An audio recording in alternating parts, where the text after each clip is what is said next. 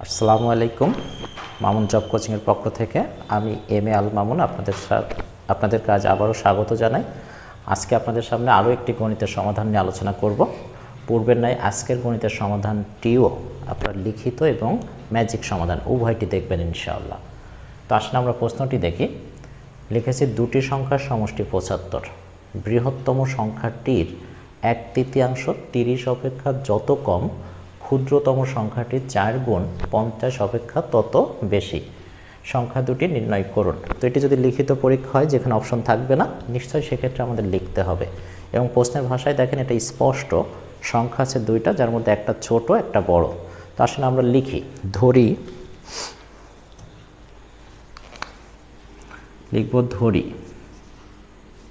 ছোট সংখ্যাটি লিখলাম, ছোট সংখ্যাটি x এবং লিখবেন বড় সংখ্যাটি y। এখন আমরা নিশ্চিত সেই দুইটা সংখ্যা আমরা জানি বা চিনি, যেখানে ছোট সংখ্যাটি x এবং বড় সংখ্যাটি y।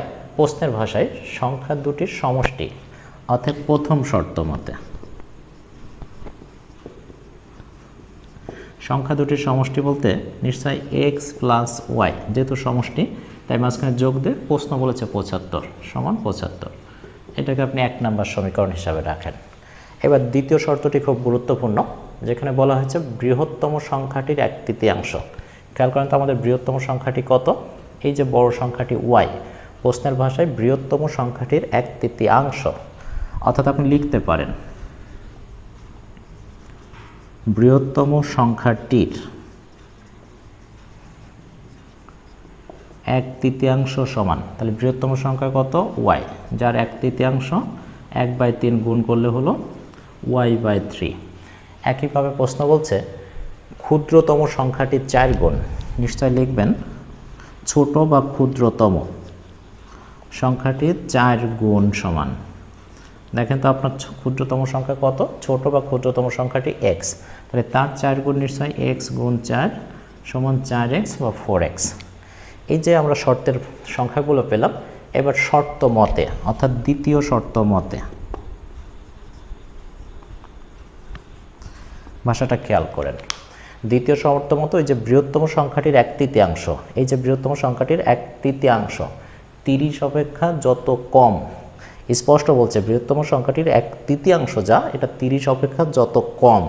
এই কথার অর্থ এটা যেহেতু কম, তাহলে 30 সংখ্যাটি বড় আর এটা ছোট, তাই আমরা লিখতে পারি 30 মাইনাস y/3।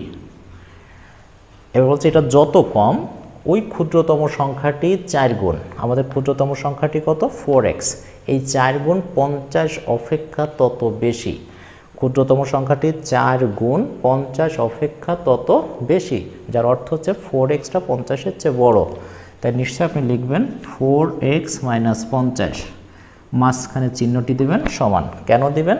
এটা যত কম এটাকে বলা হচ্ছে তত বেশি, যেহেতু যত তত উভয় পক্ষ পরস্পর সমান, তাই মাঝখানে সমান। এখন যদি সমাধান করেন, লসাগু হচ্ছে 3 33 90 y,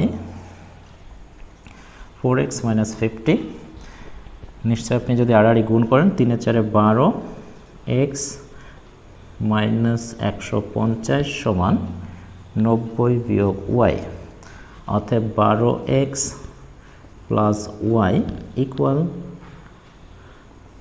90 যোগ 150, 12x যোগ y ইকুয়াল 150 যোগ 90 সমান 240।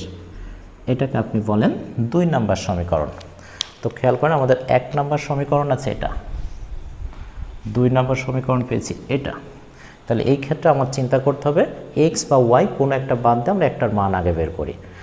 তো এখানে 12x, এটা আছে x, এটা y, এটা y। তাহলে আমরা যদি এখন 2 নম্বর সমীকরণ থেকে 1 নম্বর সমীকরণ বিয়োগ করে পাই, অথবা আপনি লিখতে পারেন 1 নম্বর সমীকরণ হতে 2 নম্বর সমীকরণ বিয়োগ করে পাই।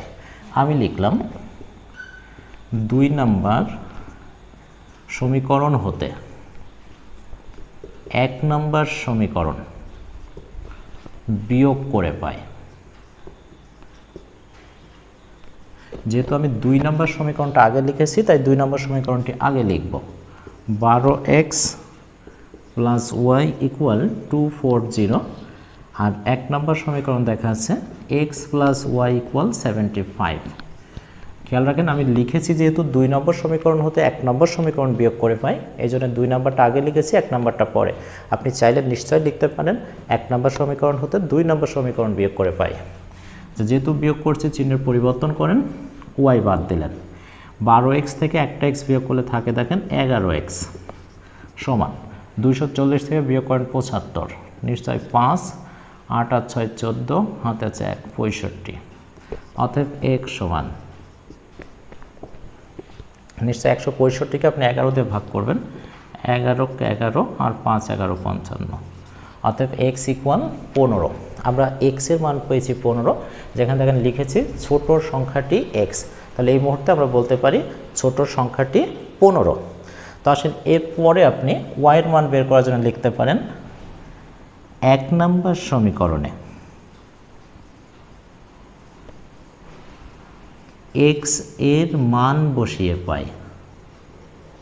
1 নম্বর সমীকরণটা কি আমাদের? x + y = 75। অতএব x এর মান এই যে 15 + y = 75, y = 75 - 15, অতএব y = 60। তাহলে আমরা নিশ্চিত হলাম আমাদের ছোট সংখ্যাটি আছে 15, বড় সংখ্যাটি আছে 60। আশা করি এই সমাধানটি বুঝেছি।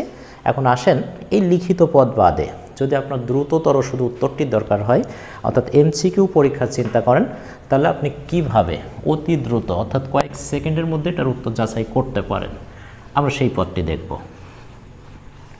তো এই ক্ষেত্রে নিশ্চয়ই যদি এমসিকিউ পরীক্ষার সমাধান হয়, আপনার সামনে কিন্তু 4টা অপশন থাকবে। যেমন ক নাম্বার অপশন থাকতে পারে 60 15, খ নাম্বার অপশন আমরা রাখলাম 50 25, গ নাম্বার অপশন এবং ঘ নাম্বার অপশন এক্ষেত্রে আপনি লিখতে পারেন 65 10, ঘ নাম্বার লিখলাম 55 20। তো আসেন আমরা অপশন থাকলে কিভাবে অতি দ্রুত প্রশ্নের সমাধানটি দেখতে পারি। প্রশ্নের প্রথম শর্ত, দুইটা সংখ্যার সমষ্টি 75।